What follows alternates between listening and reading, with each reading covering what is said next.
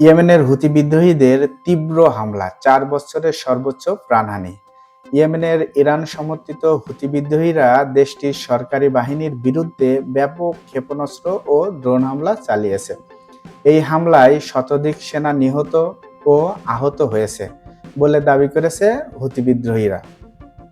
স্থানীয় সূত্রে জানা গেছে, এটি গত ৪ বছরের মধ্যে ইয়েমেনের গৃহযুদ্ধের সর্বোচ্চ ভয়াবহ দিনগুলোর একটি। হুতি নেতারা জানিয়েছে, প্রতিবেশী সৌদি আরবের সামরিক তৎপরতার জবাবে এই হামলা চালানো হয়েছে। তাদের দাবি, পূর্ব ইয়েমেনের সৌদি শিবির, অস্ত্রের গুদাম ও সেনাঘাঁটি সম্পূর্ণ ধ্বংস হয়েছে। মারিব প্রদেশে বেশ কয়েকটি সামরিক ক্যাম্প, সৌদি সীমান্তের হাদ্রামাউত অঞ্চল ও সৌদি আরবের নিজস্ব নাজরান সীমান্তে এই হামলা চালিয়েছে। ইয়েমেনের সশস্ত্র গোষ্ঠী ও হুতি বিদ্রোহীরা এই হামলা চালিয়েছেন বলে জানিয়েছেন হুতি বিদ্রোহীরা। হুতি কর্মকর্তারা জানিয়েছেন, ইরানের রেভলিউশনারি গার্ডের নির্দেশনায় ইরাকি মিলিশিয়ারা হুতিদের সঙ্গে সমন্বয় করে সৌদি আরবে হামলার প্রস্তুতি নিচ্ছে। সৌদি আরব বলছে, তারা যেকোনো আগ্রাসনের জবাব দিতে প্রস্তুত।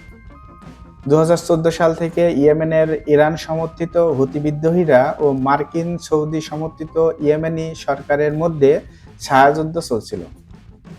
২০২২ সালে একটি ভঙ্গুর যুদ্ধবিরতি কার্যকর হয়েছিল, তবে গত মাসে হুতিরা ইরানি বিমানকে সানায় অবতরণের অনুমতি দিলে তা ভেঙে যায়।